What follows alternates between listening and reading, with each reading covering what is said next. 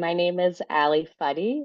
I'm a teacher of the visually impaired, a certified orientation and mobility specialist, and a certified assistive technology instructional specialist for people with visual impairments. I am currently the program manager for the Northeast Resource Center for Vision Education at UMass Boston. And today I want to talk a little bit about assistive technology and CVI and what I think you might need to know about that topic. Part 3, the SETT Framework. Now I just want to talk a little bit about the SETT Framework, which is a tool that I really like to use when working with teams with kids with CVI. The SETT stands for Student, Environment, Task, and Tool. So SETT. So when you're looking at a lot of this is going to sound similar, but when you're looking at the student within the SETT framework, we know that student is just one part of an individual, but that's kind of what our confines are within the K through 12 system. What are the individual characteristics of that person? What are their strengths? And what are their needed areas of support? You want to consider gross and fine motor, speech, social emotional needs, vision, hearing, any learning barriers that might exist. What do they love? What motivates them? What experience do they have with technology? Have they demonstrated problem-solving skills in the past? And for a student with CVI in particular, you might want to think about things like, what's their strongest visual field? How does distance viewing affect the student? What does complexity do? The student's ability to attend? Does contrast or color make a difference for the student? Can the child integrate motor planning with vision? How well does the student handle new materials? How does light impact the student? How does movement impact the student? Is there visual latency present? And if so, is there anything that might reduce that latency? So in the SETT framework, once you've considered the student, you move on to the environment. So before I start the AT evaluation process, I like the team to have a fairly good idea of what the child's schedule will be. And we've talked about this previously. What times of the day are they engaged in activities with same age peers? What times of the day is the child receiving instruction in a separate space?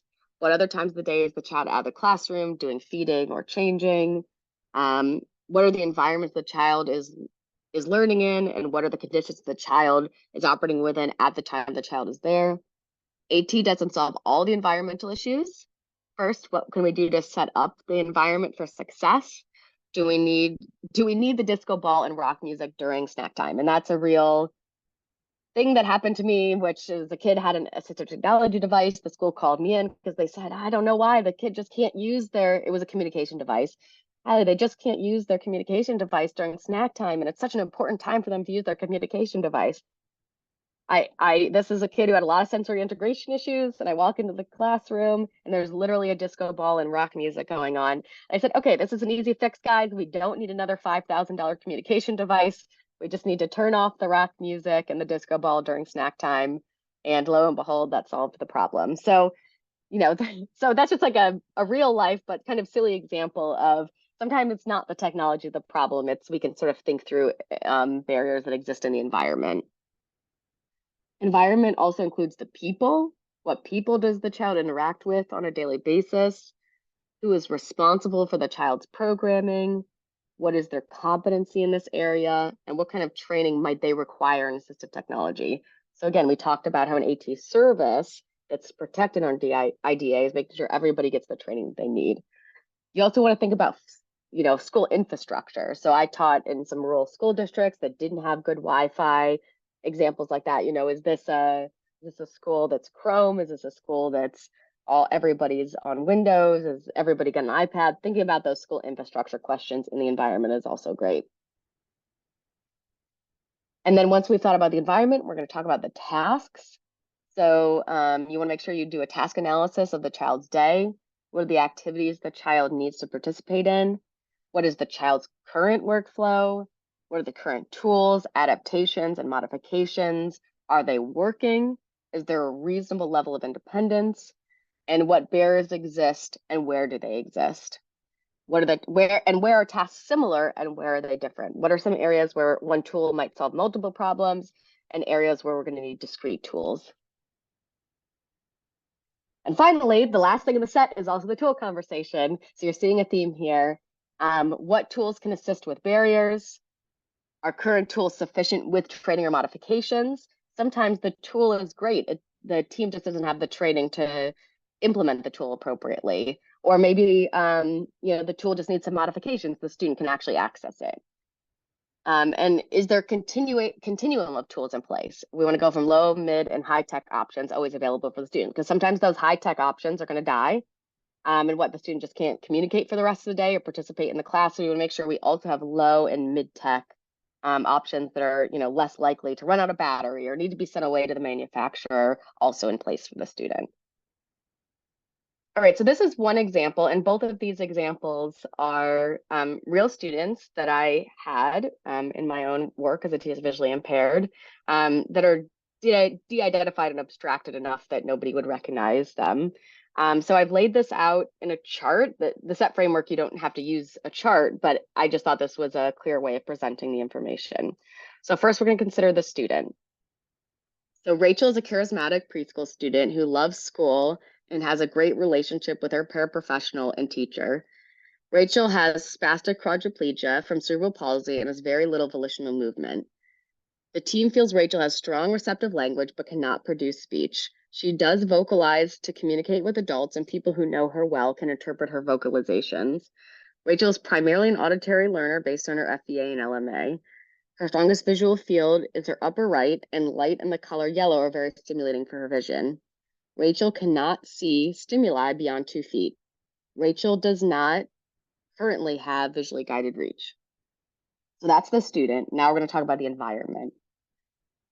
Rachel spends most of the day in her mainstream classroom with her peers. She is only inconsistently able to access her vision in the mainstream classroom, although there is a special workplace set up for her that is appropriately adapted. Rachel needs to access her visual channel for learning. Rachel's classroom teacher and paraprofessional are very skilled in the area of CVI and understand her visual needs clearly.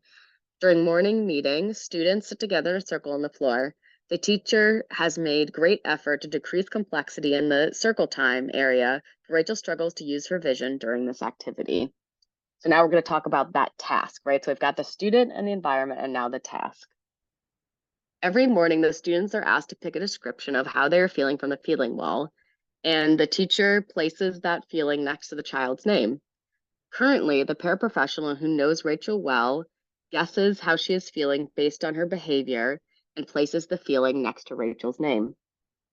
So that was a red flag for us, right? We talked about earlier that, I guess she's participating, but the paraprofessional is guessing about how Rachel is feeling and then doing the activity for her. So our red flag is up. We want to try and find a solution for this activity. So now that we've considered the student and the environment and the task, we want to move to talking about the tool. So Rachel is able to vocalize. So the teacher, the visually impaired, and speech and language pathologist work together to set up a voice-activated switch for Rachel. The switch is mounted to a black piece of felt on her wheelchair and positioned so it is in the upper right field, 1 foot from her face. When Rachel vocalizes to indicate her selection, a yellow light flashes and the switch says, "That's the one." Now the teacher reads off the day's feeling words slowly to Rachel and allows for processing time. When Rachel hears the feeling word she wants to choose, she uses her voice to activate the switch. Rachel's teacher then takes the feeling word and places it next to Rachel's name. So we've cut the important thing I wanted you to notice here is that we've sort of cut the paraprofessional out altogether, right? So the paraprofessional is there in a support position for Rachel, but now Rachel and the teacher are having a direct interaction where Rachel can indicate her selection, and then the teacher directly is able to put that on the feeling wall like she does, for any other student who might need some help doing that. So a different student profile, but I think a similar kind of example is about Samuel. So Samuel is an inquisitive and passionate 5th grade student. He loves everything about school and does well. Samuel has CVI and struggles in novel environments or environments with significant sensory complexity. He loves to read, but struggles with keeping his place in what he is reading and can sometimes become frustrated. He also struggles to read when when the classroom is noisy. Samuel is very aware of his differences from peers and does not like to leave the classroom to access any of his learning.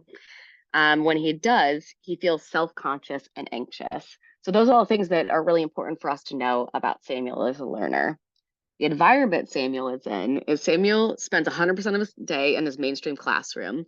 His teacher understands his needs and makes sure to adapt materials for Samuel to help reduce visual complexity. Once a day, students take turns sitting in the reading nook, reading for 10 minutes. While students take turns, other members of the class are doing catch-up work. While students are encouraged to be quiet during this time, it is a typical fifth grade classroom and things can get a little bit noisy. So we know now about the environment that Samuel will need to be doing this task. So the task Samuel is doing is every day students are asked to read for 10 minutes in the reading nook from a fifth grade novel they have chosen from the library. Samuel loves to read, but has a hard time following the text visually as the words have gotten smaller and pages more crowded, especially when people are talking in the classroom. When this happens, Samuel tends to get up and wander and sometimes has to stay after school to make up his reading time. Okay, so I put this little example in here as well because, um, when I came into work with this team, they were kind of seeing this as a behavior issue, that Samuel was non-compliant and didn't want to spend his time as reading time. And so having to stay after school to do the reading time was like a bit of a punishment. And so thinking through the ways in which, Samuel would love to comply, but he doesn't have the right setup or access to technology to be able to participate in this activity. So after talking about that task, then we can kind of get into that tool conversation. So Samuel's teacher, the visually impaired, works with the school team to purchase an iPad. She signs Samuel up for Bookshare and downloads the Voice Dream Reader app. She works with Samuel to set his preferred font and color settings and turns on word highlighting. Samuel uses the text-to-speech voice for audio-assisted reading with noise-canceling headphones. He reads visually, but having the audio support makes it so that he loses his place less often, and his noise-canceling headphones make it so he feels less frustrated when peers are talking. So I hope these are two illustrative examples of two pretty different students, but how the SETT framework can really be applied and can be a great tool to help the team think through the process. Find other videos in this series on assistive technology and CVI, and learn more about CVI at cvinow.org.